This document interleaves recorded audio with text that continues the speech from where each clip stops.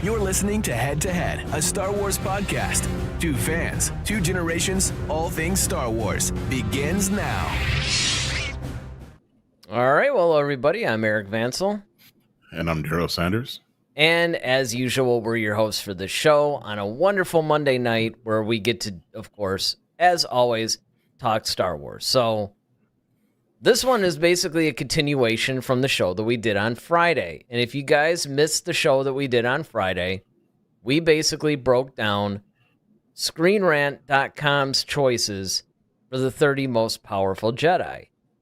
And when we got to number 1 and 2, I think number 2 was Yoda, number 1 was Luke, or something like that.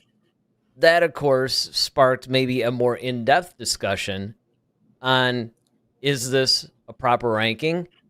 Should Yoda be 1 and Luke be 2? Who really is the most powerful? You know, we could break this thing down a little bit. So we basically thought, you know, we didn't want to do that after breaking down 30 Jedi, right? Because that, I mean, that took a little while. But if you guys missed it, you know, it's not a problem. Obviously, you know, spoiler alert, Yoda and Luke were number 1 and 2. But I mean, there's a lot of interesting Jedi that were on there, and it was a pretty cool list. So if you guys missed that show, you might want to go back. Not now, but after we're done, maybe sometime this week before Friday's show, go back and catch up on that one. It's on YouTube in our uploads. And of course, if you end up liking that video and any of the other videos you're watching, including this one, don't forget to hit the like button, hit the subscribe button. It truly helps us out. Okay, so Ted Adam Green basically writes, he says, I haven't watched the last podcast yet, but will. I vote for Yoda based on years of experience as a Jedi compared to Luke. All right. So I guess we might as well get into this, huh?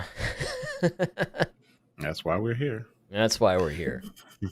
Well, I am just going to start out and basically let you guys know based on, you know, I mean, of course before I say this, you also have to understand, and we have to factor this in, that there are these characters from the expanded universe, and then there's their new canon equivalents. Mm-hmm. So we'll have to make, I guess, some allowances or something like that for that as well. I mean, because there's a lot of people, honestly, that are almost rejecting Disney because they feel that Disney has ruined Star Wars to such a degree that they're actually going back into the old EU and going, you know what? That's going to be our canon from now on. And I didn't know this. There are actually new books being written in the Legends banner. Oh, wow, really? Yeah, I mean... That's interesting. Yeah, that's really interesting. I guess because Disney made this whole thing about consolidating and making it like, you know, trying to streamline everything and make everything like from this point on to be canon. You know, the games, the comics, all that stuff now are canon, you know, since Disney took over it essentially. And they kind of wanted to make that, you know, just the standard, but then now they're going back to, you know, the EU or Legends type stuff. That's kind of interesting. Well, and I mean, because I was thinking the same thing that you were. I thought that maybe what they were doing was they were taking this massive library of books that were done under the expanded universe and just rebranding them as Legends so they had a place to live and they could still be in print, because that was the big question. Right. You know, are these books going to stay in print? Or are they just going to stop printing them in order for the new canon to take over easier? But they didn't. What they did instead was just say, okay, these are Legends. What I wasn't aware of, I don't know if anything's been written super recently, but there were new books well after the Disney acquisition to where they just branded them under Legends. That one snuck under the radar for me, and like you, I thought the same thing. I'm like, well, wait a minute. Hold on a second. You guys were saying that anybody that was writing stuff now, it was just going to be canonized and you're going to unite the games, the books, the movies, the comics, all that stuff, and make it all canonized. So it's not so compartmentalized. But the thing is, and this is what's interesting, is apparently they're just going by stories, and that begs the question, is the Legends storylines now, at least the new ones, is a glorified fan fiction? I mean, it would appear to be. I don't know. I have to look into that one more. I'll have to see, what's going on. I just remember a few years ago or like a year ago or something like that, I was looking, it was either like Amazon or maybe it was Apple iBooks or something. But I started looking at the Star Wars stuff, just to see what was new, what was out there. And I saw some Legends books, and there were some titles I didn't recognize. I'm like, what is this? I don't remember this. And turned out, and then I looked at the publishing date. I'm like, whoa, that's like a while after the Disney acquisition. So we do have to factor that stuff in. Yeah, I get it. And before we really, delve into this, I think this is going to be, in my opinion, I think this is kind of a difficult task because of some variables that we have that we may not be able to exactly quantify. So, just for the sake of the conversation, I think I'm going to side with Yoda on this. I know, Eric, I think you're going to go with Luke. Oh, 100% no way. I was going to say the controversial comment, and I hate to take you down. Anybody that thinks that Yoda is more powerful than Luke is insane. 100% insane based on everything. Now, I will say this, though, and this is where I quantify that statement. We're talking power. We're not talking wisdom. We're not talking some of these other variables. And I think that that's a really important distinction that we have to make for this discussion. Because if we're talking wisdom, I'm going Yoda 100%.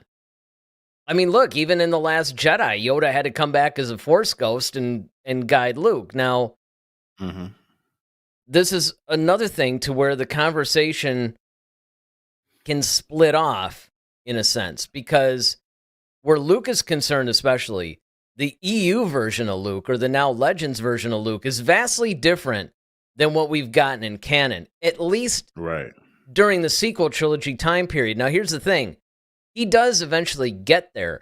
It's almost like the current canon version of Luke, along with the EU version of Luke, are more or less equal. He's still a little bit more godlike, I think, in the EU, but they're pretty much up there. But the thing is that it happens later on, in a sense. It's not, and of course, as we all know, Luke himself became more or less a Force ghost. And here's another thing I'll say before turning it back over to you. I think that it would be really interesting to see the Luke leading up to just before The Force Awakens, before Ben Solo turns to the dark side and, the temple burns down and all that. Because I have a feeling that Luke might have been more like the EU version until that happened, and then he got really despondent, and then he cut himself off from the Force and all that. Okay. See, and this, so are we hinging this conversation based upon these two characters at their prime? Is that what we're saying? Or we're saying like, because you almost kind of have to wonder, like, no different than we as being human beings, right? We have a prime in our life where we're at like our peak, mentally, physically, wisdom, so on and so forth. Now, even as we continue to age, and we know with a lot of times, as long as your mind is relatively intact, the older you get, a lot of times the wiser you can become if you choose to still continue to learn. Oftentimes we see, our elders, they kind of like stop learning after a while and they just kind of become content. And so things kind of pass them by. But then you do have some who continue to still learn, and they still are applying the wisdom that they have accumulated over a period of time. Now, I know we're not talking about wisdom in this conversation, but when we're talking about power, you know, the reason why I'm going with Yoda in this particular instance is because he has the time to equip himself to and his prime is extended over a longer period of time than Luke could ever be. And in that time, he also has amassed that knowledge. Now, granted, Luke has the I don't want to say it's, I guess, like the ace in the hole for Luke, so to speak, is the fact that he's a descendant of the Force. So of the Force itself.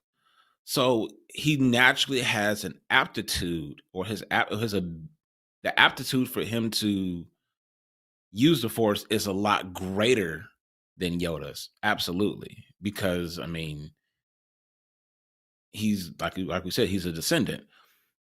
But without the practice of it, of course, even if you just have a natural God-given ability, someone who works harder at it and who has a high aptitude as well, and they just continue to grow and work, could surpass the one who has a higher aptitude organically or naturally. So that's why I said this, for me, this is a kind of a difficult conversation to have, because when you factor those things in some ways, does one surpass the other, or do they eventually just, because of their um because of their station, do they just end up being equals? Yeah, well, there's about 2 or 3 points that I can make off of this. Okay. First of all, if you really want to be hyper technical, this conversation is moot. George Lucas already gave us the answer in the commentaries. In the Return of the Jedi commentary, he basically said that Anakin, had he not become turned to the dark side, would have been the most powerful, period. More powerful than Yoda, Palpatine, any of them. There wouldn't have even been a contest. He then went on to say that Luke ended up fulfilling that particular aspect of it. Where Anakin failed, Luke succeeded. And Luke eventually, not at the time of Return of the Jedi, of course, but eventually eclipses everybody. And he ends up being the most powerful Jedi. So you got George Lucas basically saying that. So, I mean, from that standpoint, it's Lucas. But where this all comes into play, though, is a lot of those points that you made. Now, the one thing that I will say, because this comes up a lot, this whole, Yoda had more time and all this other stuff. There's one little thing that I think people forget, though. And that is the way that species ages versus humans. You basically have Grogu as like a 50 or 55-year-old at this point, who's like basically a baby. So their rate of growth is in the centuries, not in the years. Right. So you can't really say he had more time, because even though you can look at Yoda and say, well, he's like 900 years old and Luke was only 60 or something like that, when you factor in the way each species ages, it really comes out to almost the same. I mean, now granted, they're relative of each other. Yeah, exactly. It's kind of like, because that's an argument that comes up a lot, and I always have to point that out, because I think people forget that. They're just looking at the number of years, not necessarily how each species is actually aging. So it's almost kind of how we say, a dog years is like, what, 7 years or something like that? Yeah. Every year is 7 years for a dog. Yeah. Every dog year is 7 human years. Exactly. So it's kind of the same thing. But where I think that it becomes, and again, the other thing too is that the time periods are a little different. But one of the things that Yoda gets the edge, and that's why I always say, if it comes to wisdom, I would give it to him in a heartbeat, because, and you brought this up, well, you started to bring this up in another show, and then we went a different direction. But if you look at all the eras that Yoda lived through, the High Republic, basically the Republic and everything. It's that experience that he's had. He's had more experience than Luke. But yeah, but even to that point though, it's like, and that's, I mean, and I hear what you're saying about, like, and we, that's one of those things that we can't really quantify in the sense of aging, right? Because you said, like, okay, they go based upon the centuries versus how we go by human years. And it's like, well, but if you're still talking about time though, and it's still one of those things where it's like, all right, you bring up the fact that, okay, the High Republic, like, even just the acolyte is set 200, well, it's 100 years before the events of the Phantom Menace, and Yoda was around. Mm-hmm. I mean, that's still time, you know what I mean? And that's what Well, I guess I'm kind of also once he hits adulthood, let's say, because I'm just saying you can't count. I mean, there's still obviously more time, but because I mean, the age, right? I mean, we don't really know when that species hits adulthood, like getting right, past, toddler, right. adolescence, that kind of thing. Hmm. It's like, once they start to get like around 20 or 25, like whatever that is. Right, but but oh, it's your 250th birthday. You Yeah, finally right, grown up. exactly. It's Yeah, like, exactly. It's like, when is that? I you mean, did they hit around 400? Because, and that's the other thing too, when you talk about their prime, it's one of those and things that where I think with Yoda, yeah. the prime would be determined more by the age, whereas I think with Luke, it would be more by, um, the experience, right? So it's sort of like the older Luke is probably more in his prime than the younger Luke. Whereas with Yoda, it's probably the opposite. The younger Yoda is probably more in his prime than the older Yoda. Hmm. Because at But one point, it's like you said, right? They put away their mhm, lightsabers. They stop doing that kind of. They become so powerful in the Force, they don't even have to use lightsabers anymore if they really don't want to. mhm. But see, when we're talking about, okay, Yoda, for example, um, or his species. So you mentioned Grogu earlier. So when we see Grogu, when we're introduced to him, he's what, around 50 years old. He's basically like, he's Baby Yoda, as we all called him. Hmm. And even up to season 3 of The Mandalorian, we've seen him grow incrementally in between those time periods. And look how powerful Grogu has become in that shorter period of time. And he's still an infant. And that's what I'm saying. Like, when he's holding back a whole explosion with the first force, and he's creating a barrier, when he was flipping all over those droids they were trying to attack. I mean, like, he was showing an extreme amount of power. And that's because, once again, I mean, it's kind of weird, but he did have training from Luke, because remember, that's why Luke was trying to train him. He was like, you're going to need to use these lessons. And the only thing he was passing down what Yoda taught him. But the thing is that Grogu was learning this stuff at like such a young age, and he's able to apply it. And that's what I'm saying, like, just the amount of time that that particular species has, and they have, and for whatever reason, that particular species, all the ones that we know about, Yoda, Yaddle, and Grogu, Well, have a very bit of a have a big affinity for the Force. I mean, they're species, as far as we know, the 3 that we've come in contact with, they all are pretty powerful. I mean, Yaddle sat on the council, so did Yoda, and when you look at that, it's like, all right, coupled with their life expectancy, provided, you don't go on a mission and try to approach a Sith Lord and, well, at least, you know, but all I'm saying is that you can make the argument that, you know, with that amount of time, you do like, and I agree with you. You do get so powerful that you don't even need a lightsaber. Palpatine was that way. I mean, essentially, I believe Palpatine was essentially a Grand Master on the dark side of the Force, at least. Yeah. So when you look at things from that perspective, um, I think that Yoda could edge out Luke in that way, just simply because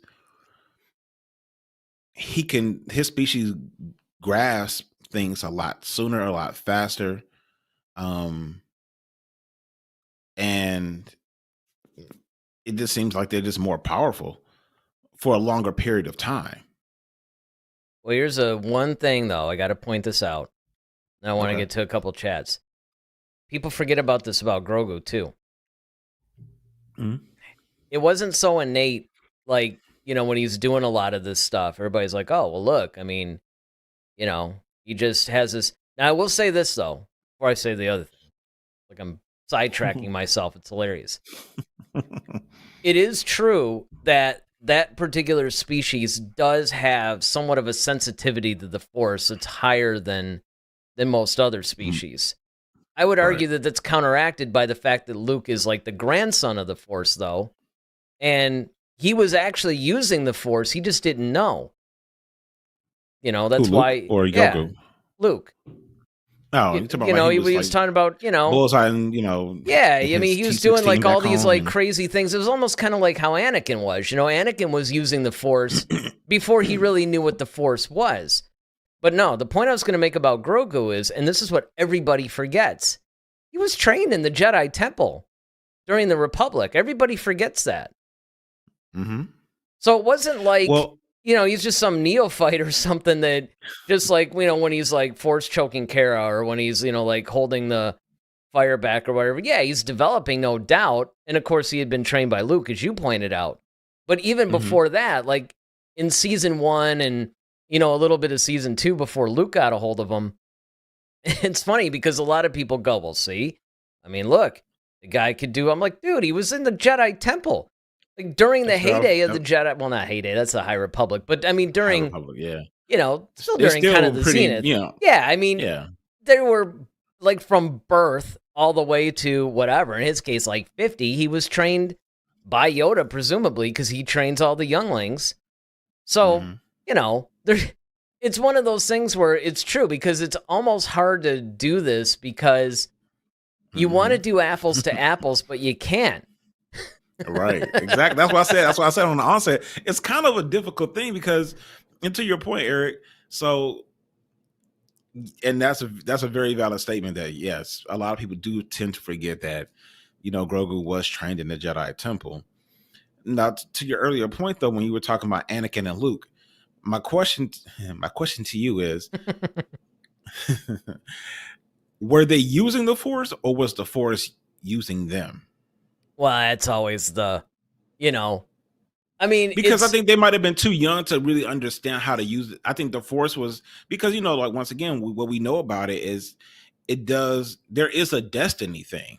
Yeah, but here's So what it's I like think it sometimes is. the Force kind of protects you until a point where you can, okay, if your destiny is to be, the chosen one, let's say, then you have to live long enough in order to fulfill that destiny.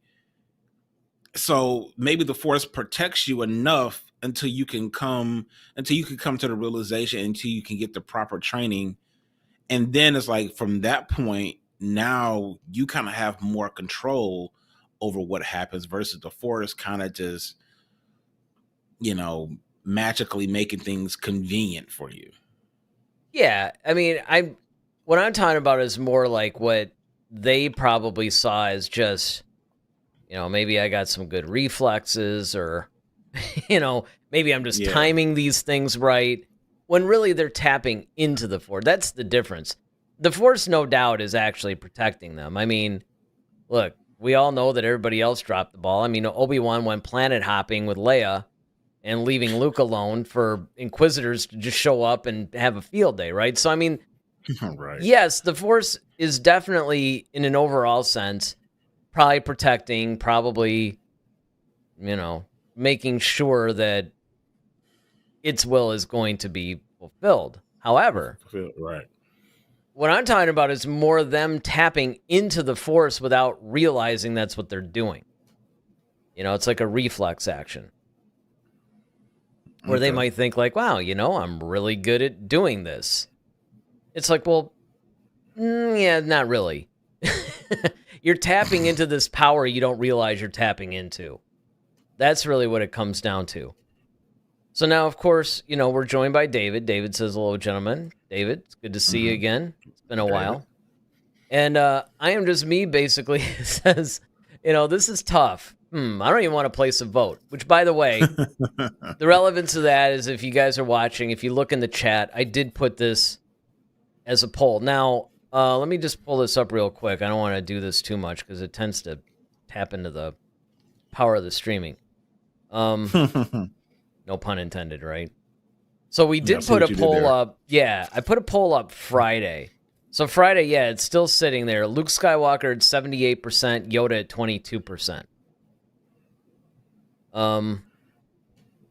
As far as our poll here on the actual show that's in the chat section that you guys can go ahead and check out, sitting at 50-50. So it's funny how it's a very different thing, right? Because obviously this poll is based on who's watching us right now live. The poll has actually been up the whole weekend. It's gotten a number of votes. But yeah, I just think that it's one of those things where, again, they were tapping into the Force and not realizing, and then eventually, it starts to come back to more of a training type situation. Like you said, it's almost like if you're naturally good at a sport or something, you could be good, like with football, you could be really good at throwing, you could really, maybe you're a fast runner or whatever, but it's not until you're actually trained in the game that you know how to take that raw talent and apply it. And apply it in different situations. And then, of course, the most important thing, how to be consistent. Right. And I mean, I think that that's really what the Force training does in this sense, is it gives them like, look, here's how to control. Because again, it's like Obi-Wan said in A New Hope, when Luke was like, does it control your actions? He's like, partially, but it also obeys your commands. So it's kind of a two-way street. Well, it's how do you know when to let the Force guide you, so to speak, versus when to manipulate it to achieve what it is you're trying to achieve? That's all training. Yeah. Oh yeah, 100%. Yeah, and I think that's partially where the wisdom comes into play. Yeah. But and to that point, so you were talking about training and experience and things of that nature. Now, although, of course, the creator George Lucas basically said, Luke Skywalker eventually becomes, the greatest or the most powerful Jedi ever. And we can't really disagree with that because it's his thing. However, I feel like also the sequel trilogy hadn't been created yet either.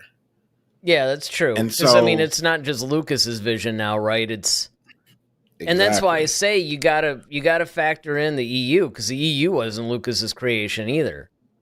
So that either, but then also here's my point is that, like, okay, Yoda never stopped using the Force and practicing and stretching and learning and gathering. Luke cut himself off for it for a good period of time. So, and it was to the point where it's not like he was necessarily rusty. Now, once again, there's been several thoughts on whether Luke died because he just extended himself way too much in the Force and he pushed himself to the point where he just turned into a Force ghost and it killed him. Or did he willfully just decide, like, you know what, I'm in the way. Rey can never be who she's supposed to be if I'm still around, so I need to leave. and Yeah, I let think her that's follow. more Like, I think that's more what they were saying. so I mean, that was something that they were just because they were showing like how Luke was struggling doing the whole force projection thing, and because he had been cut off from someone, it's almost like you're trying to do too much too soon, and you basically like burn yourself out.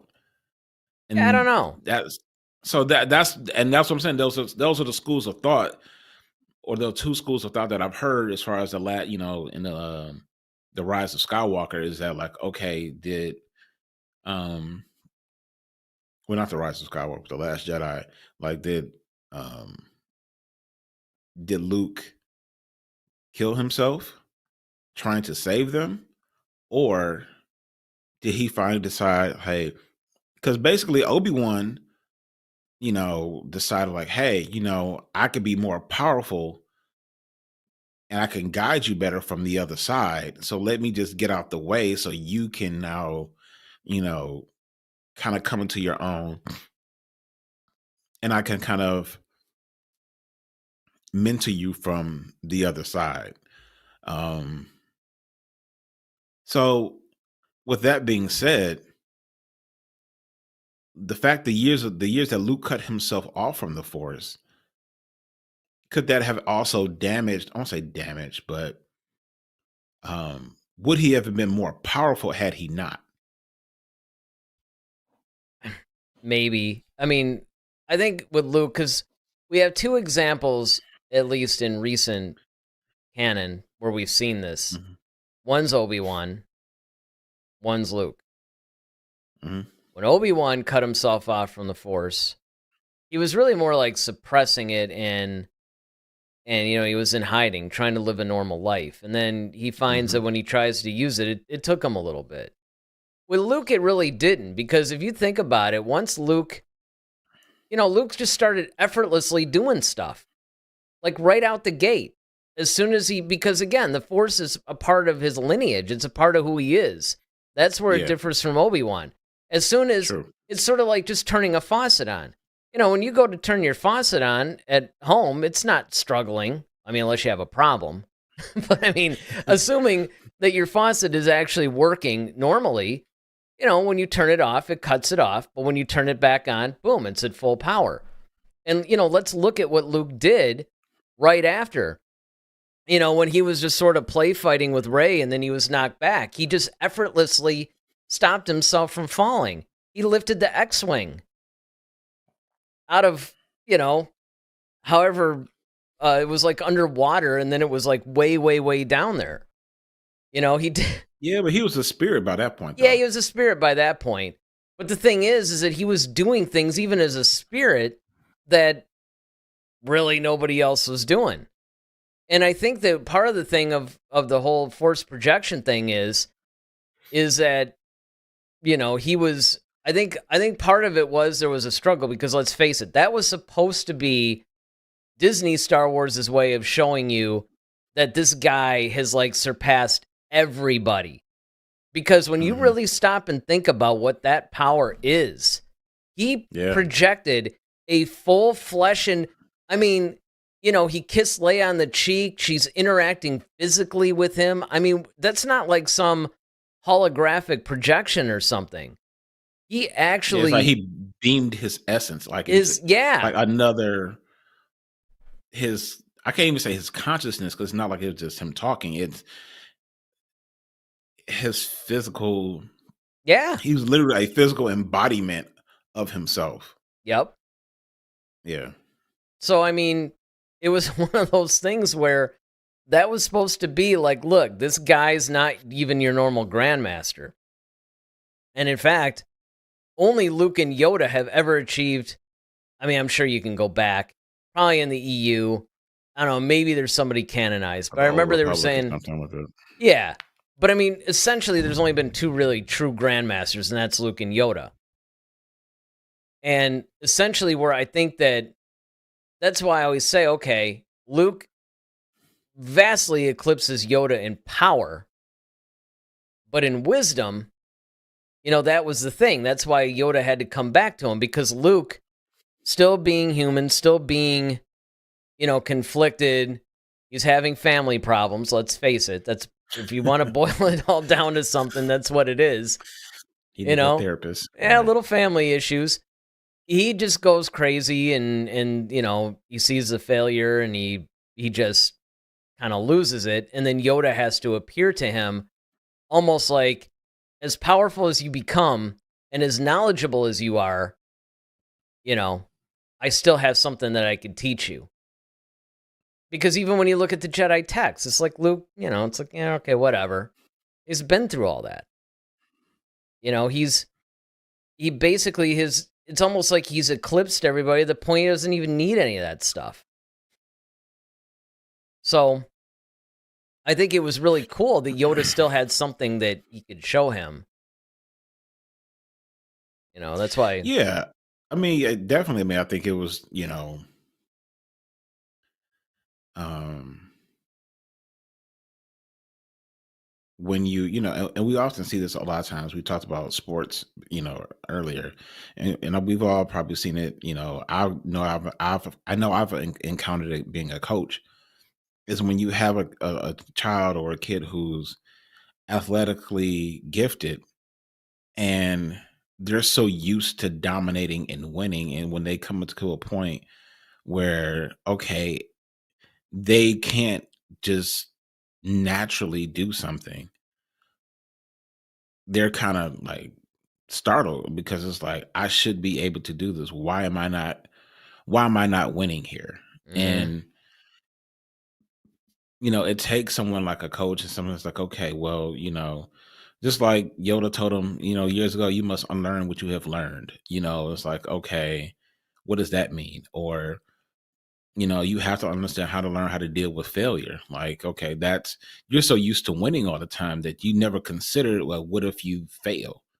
It's like, well, I don't fail.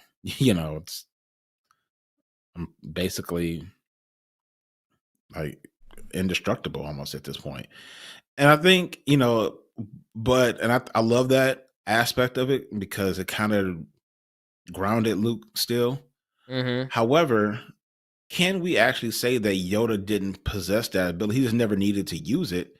But it's like, once again, it goes back to like Yoda in his prime. Like, if we hadn't seen Yoda, like, let's say in the High Republic era where he's doing stuff that may, like, okay. I mean, because Well, that's not true. once We have actually seen Yoda try to do something similar, but he could only do it holographically, and that was in the Clone Wars when he appeared to who was it?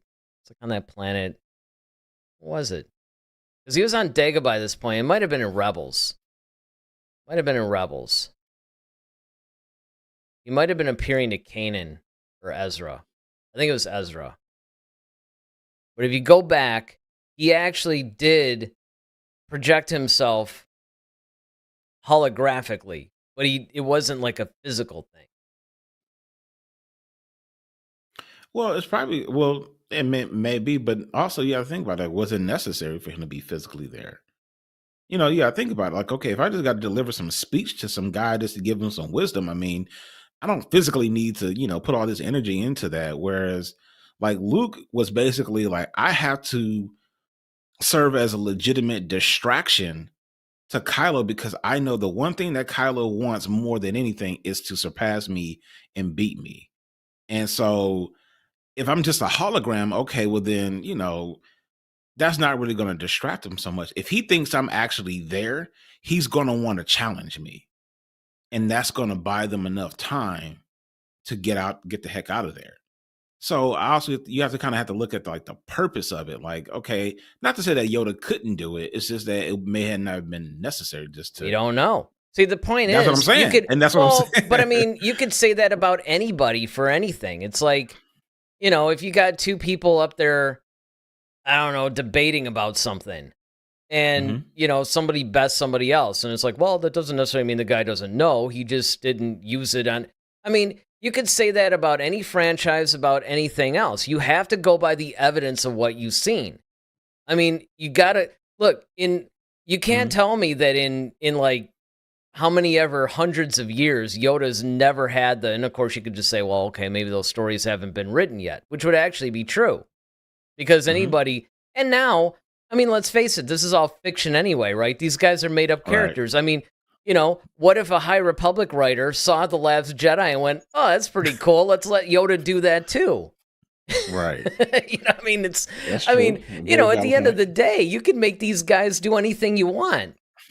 Yeah, so we can't really base this discussion on what they might be able to do if given the opportunity. You just have to look at, all right, what's out there.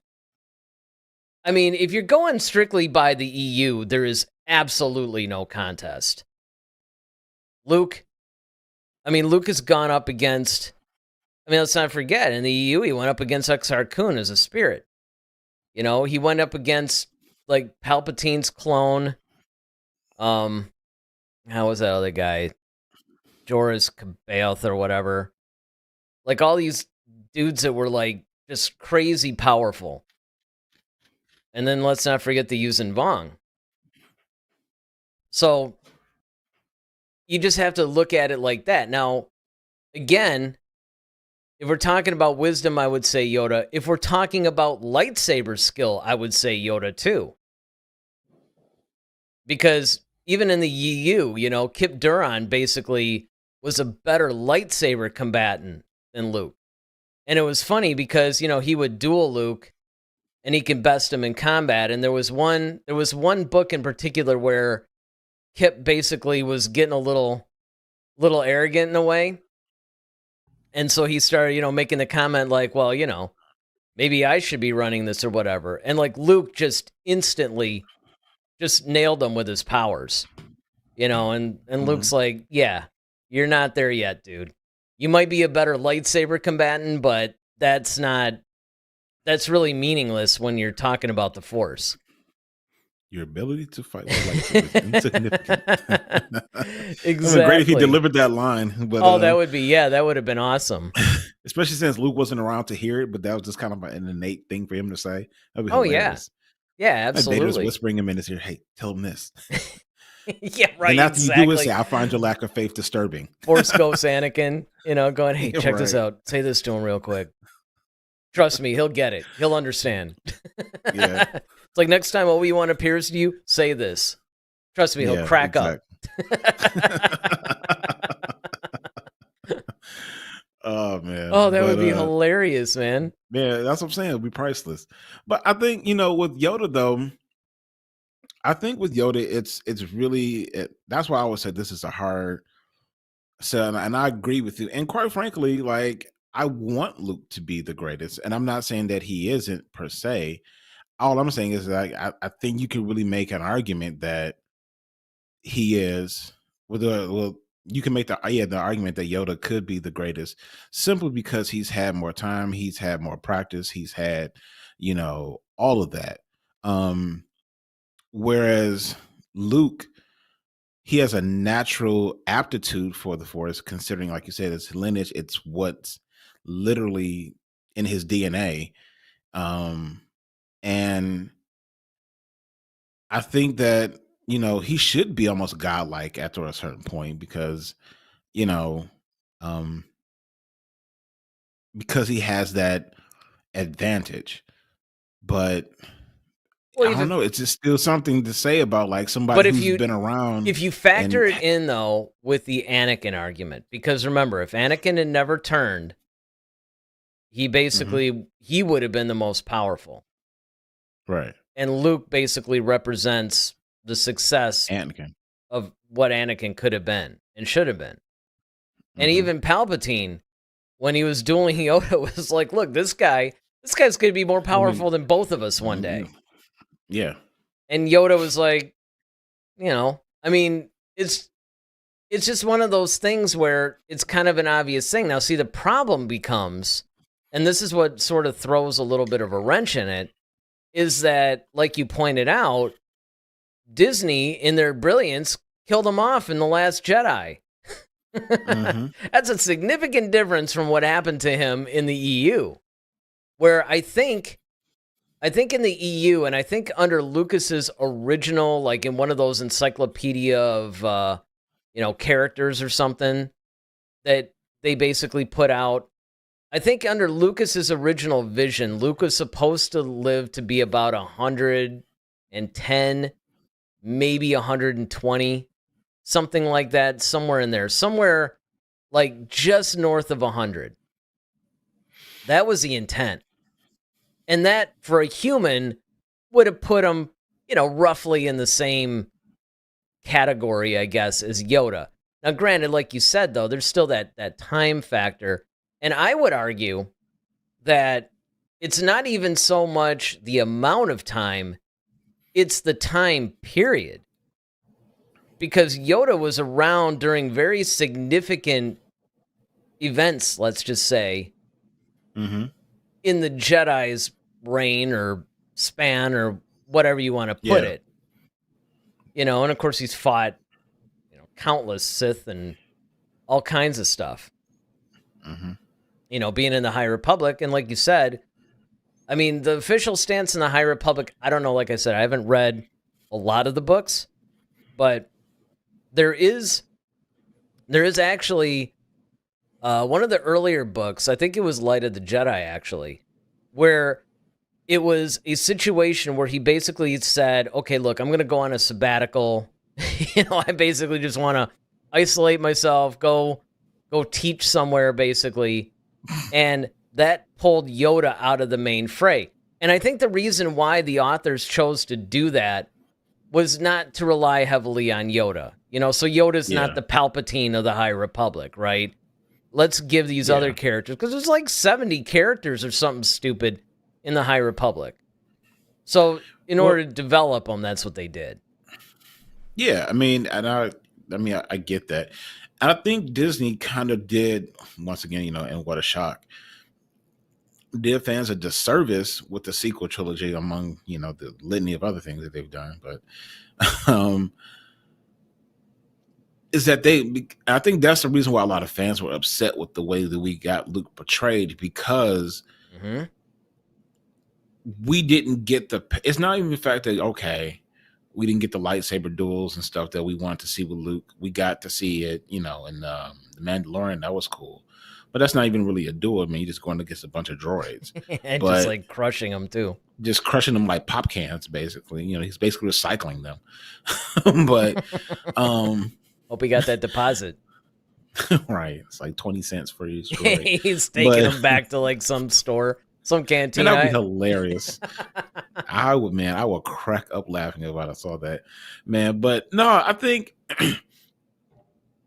what happened is that we got the Force projection, and that was like, okay, that was the only thing we got a chance to see. Like, wow, look how powerful Luke is now. And I think if we would have saw more feats like that, it would have been easier for people to come to the realization that yes, Luke has surpassed Yoda. And I think that maybe that's because if I'm just going based upon the canon, once again, what's actually deemed canon now. Now, if you say EU, then yeah, I completely agree with you. I don't, this would be, like you said earlier, this would be a moot point. But if we're going based upon canon, that's why I said, I think it leaves room for the debate.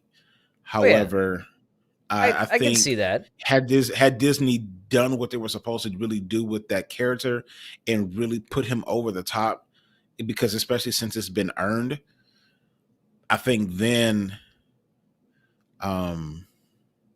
because even, and that's what I'm saying. Like, okay, so you were talking about like how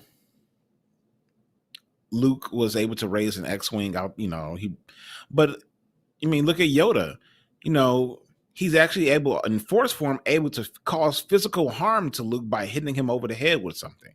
Well, then there's he's the able lightning to call too. down lightning. Lightning coming. That's what I'm saying. Like, you're bringing natural, like, real world elements and creating them to happen to, what I mean? That's what I'm saying. So it's like that. I think what Disney did was put them more as equals, as opposed to one was more powerful than the other. But I think if they would have done it right, as I believe that they should, they should have put Luke over the top to clearly show that, like, all right, he has surpassed his master in every way. However, because that didn't happen, I think that's the reason why, based upon canon, I'm kind of going with Yoda right now. But I want to give it to Luke, honestly. Here's the problem that I have with going by canon, though. Number one, I think one of the things that the fans are actually having a hard time with this whole canon thing is the canon's only been in existence for what, 8 years? Yeah, 7. About 7, 8. 7. Well, 9. Really 9 years. The first one came out in 15. Yeah. So yeah. Figure roughly, so it's 9 years. And of course, the EU and a lot of the post Return of the Jedi stuff has been around for over 30. So, and it's more in line with basically what we've seen. It makes more sense because every time it makes more sense. Absolutely. Yeah, and every time people pull when people will come up to me occasionally, I have these conversations and they'll be like, well, in canon, I'm like, look, I'm all for the fact that things have been canonized. There's a lot of great books in the canon. But, look at what they did to Boba Fett. Does anybody really want that Boba Fett as their definitive one? No, we want the one from the EU, basically. That's the Boba Fett that actually makes more sense. It's like you said, it makes more sense. The problem is, yes, this is what Disney tried to do, and then who knows? Maybe they'll try to undo it because, you got people like Filoni and all those guys that are trying to softly reboot the canon in a sense because I think that they made a slight error. Now, David chats in, he says, you don't think Luke would have surpassed Darth if he never went evil? No. Not only did Lucas basically imply that, but he is the direct descendant of the Force. Yeah, it's literally like, that's almost, so to David, to your question, that's almost like, okay, if ability usually is strongest when it's close to the source. So it's almost like, your son being as, talented as maybe your father or something like that. And it's like, well, you would be like, your father is the source. And in this case, it's the Force. And you being a direct descendant of the Force, you would be more powerful because you're closer to the source. The bloodline, quote unquote, hasn't been thinned, or I don't want to say necessarily polluted, but diminished. It's not diminished. It's diminished. Diminished, right? It's great. Not as so. It's like, all right, it's a genetics class. It's like, yeah, right, exactly. Biology, head-to-head, a biology podcast. We should make T-shirts that say the Force. Why. The Force is the source. Yes. I'll show myself out.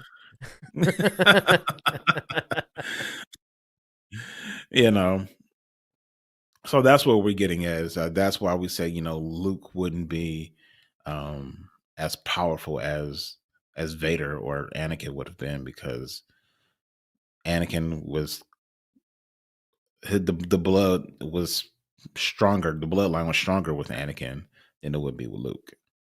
Now, I will say this, though. In the canon, we do have some novels that cover a little bit of this, not much. Honestly, a lot of the original trilogy characters outside of the novelization of the sequel trilogy, it's not that much. Now, you do get a little bit, though, in the comics.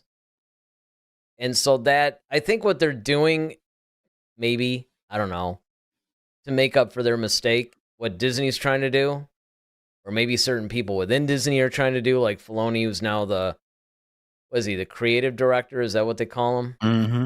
Yeah. Or no, he started out to be that. Wasn't he like some sort of like chief storyteller? I don't know. It was something like that. Whatever. Some crazy title that he has now. Grand Poobah. Yeah, pretty much.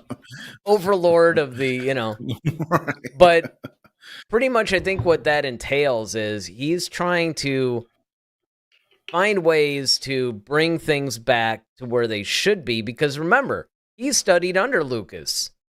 So he knows all this stuff. Mm-hmm.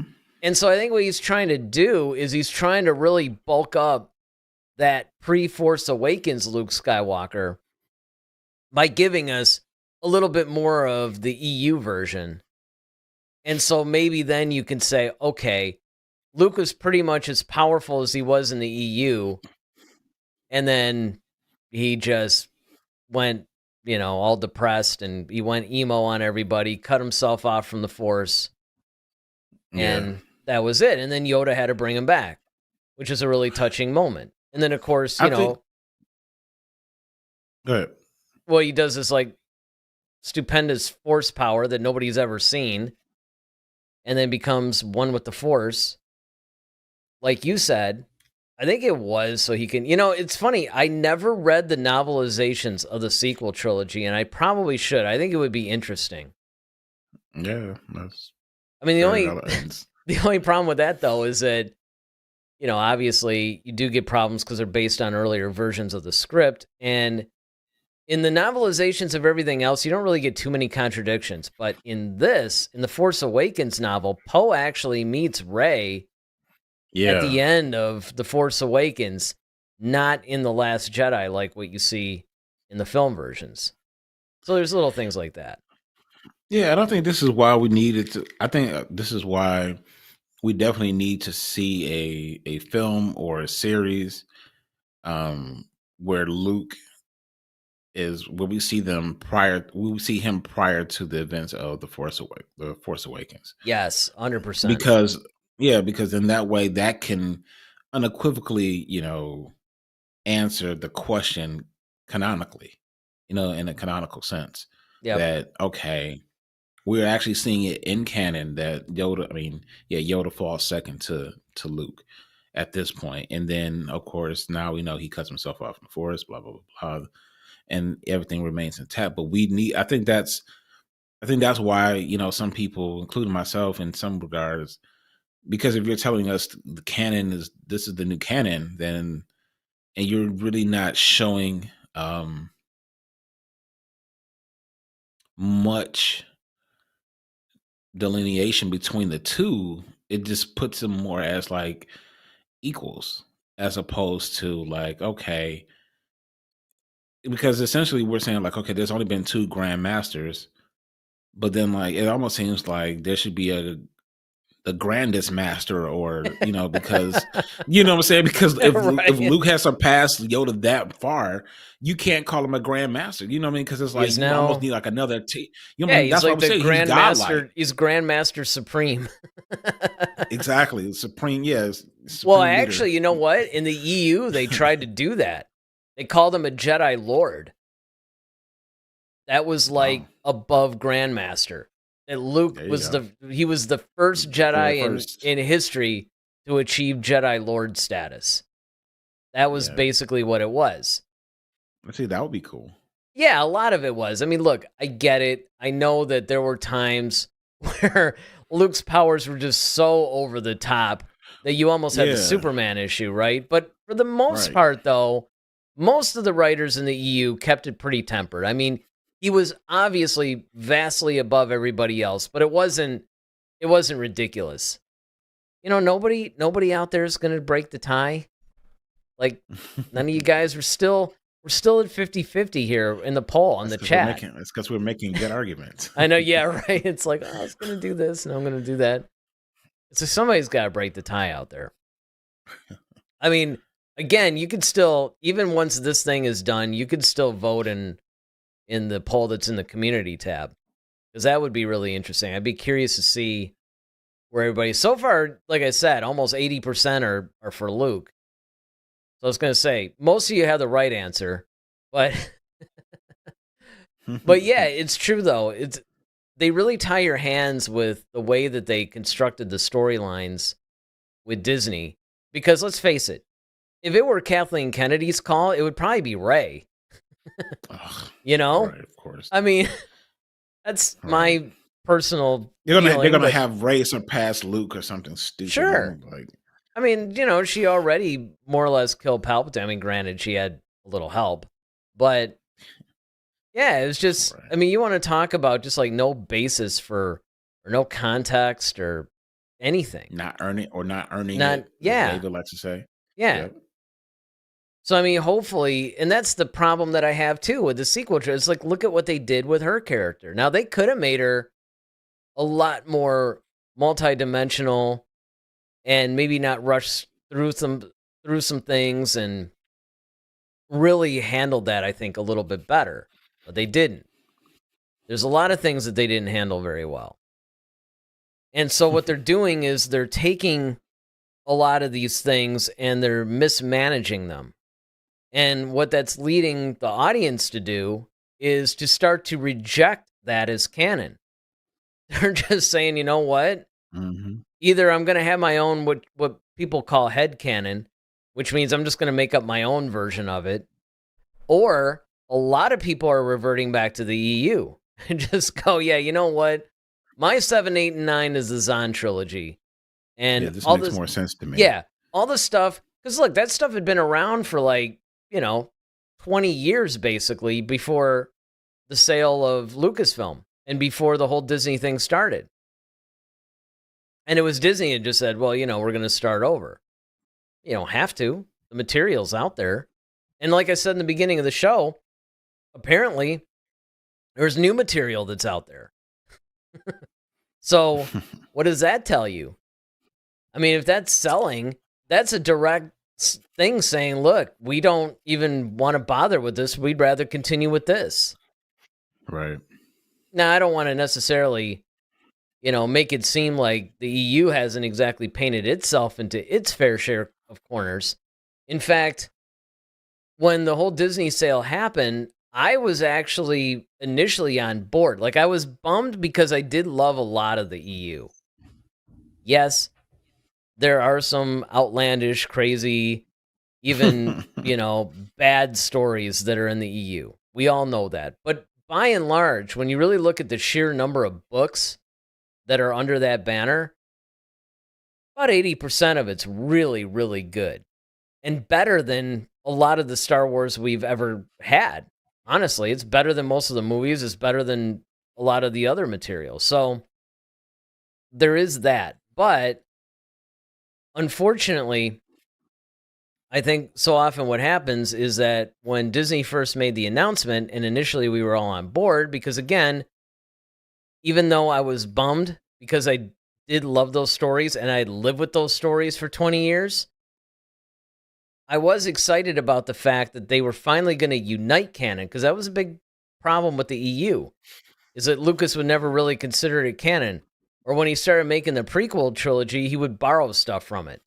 Or they would do interviews. Like, he would do these Q&As, and they'd be like, well, what about this? And he'd be like, yeah, all right, that'll be canon. Like, it just randomly. Some EU thing or whatever. He'd be like, yeah, all right, that's good.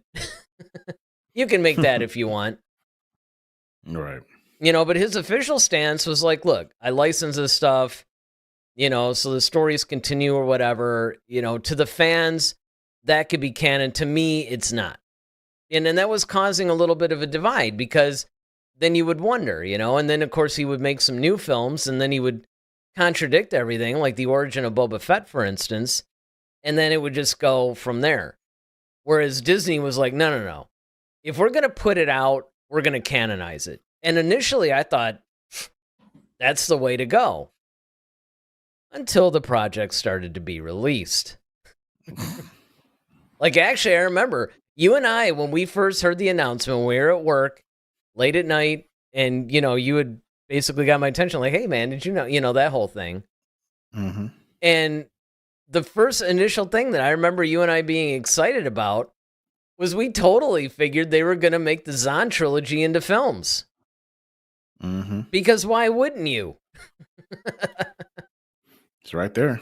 I mean, to me, if they had done that, if they had made Heir to the Empire Episode 7, Dark Force Rising Episode A, and Last Command Episode 9, they would have cleaned up and they would have united the fan base. I mean, unless, of course, they just made it bad. But people, that's what everybody wanted. And not only did they do something different, they did something really different. I mean, the only reason why I was a little bit on board with it is because the de-aging technology hadn't moved that far yet. And the characters were a little bit older, but they could have shifted that. That would have been okay. Yeah. Well, I guess I don't know who won here, but I think we'll put it in the fans' hands. Hopefully they will join us in the poll, and maybe they will actually determine who they still, we got on one end, we see that they believe that Luke Skywalker is the most powerful. And then on this particular poll, it's still stuck at 50-50. So we'll kind of monitor that to see if that changes any. But this has been a really cool, fun debate and conversation. And this is stuff and this is why we do it, because this is the conversation you and I would just naturally have anyway. Yes, this is really more indicative of the normal conversations that we would have. Mm-hmm. And getting really deep into it and trying to figure it out. I mean, it just, that's really the fun of doing this type of a thing. And it's great when everybody can join us. And you're right. I mean, we're just really, if you think about it, we both made arguments both ways on various things to look at. But you're right. We can leave it in the fans' hands, and you still got about maybe another 30 seconds to go to actually be that tiebreaker. be the one that actually breaks the tie in the chat. Yes, would really the change you wish you see in the world. Exactly. Just man up, put the man panties on, as they say, and actually press that button one way or the other. So Friday, it's interesting. So the Bad Batch comes out Wednesday. Yes, sir. Mm-hmm.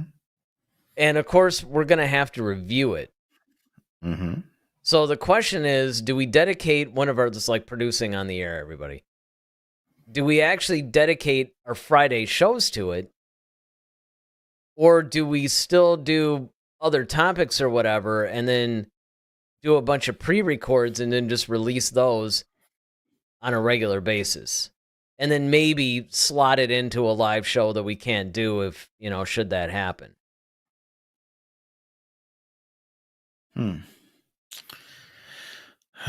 Once again, I kind of want to almost divert that to the fans as well, because it's like, which would they rather see? Oh, I can put a poll up. Yeah, I can put a poll on the community tab and find. I mean, it's not like we don't have time. Yeah, I could do that. So we'll do that. We'll leave it in you guys' hands. Do you want us to dedicate the Friday shows to the Bad Batch review for this upcoming season? Or would you rather us just pre-record those and then put them out on a regular basis? And then maybe, if we can't make it on a Monday or Friday, we can just slot that in on one of those days instead of, I don't know, Thursday or whatever. I don't know. Whatever they come out, the following Tuesday, something. We'll have to figure that out. But yeah, let us know what you guys are thinking. Like I said, I'll put the poll up after the show and you guys can let us know. All right. Well, at Friday, we'll be talking about something Star Wars related. That's for sure. So with that, I'm Eric Vansel. And I'm Daryl Sanders. May the Force be with you. Always. Head to Head, a Star Wars podcast. Be sure to follow us on Twitter @HeadToHeadSW. Submit your questions for our next show. Visit our official website at headtoheadswpodcast.com. Until next time, may the Force be with you, always.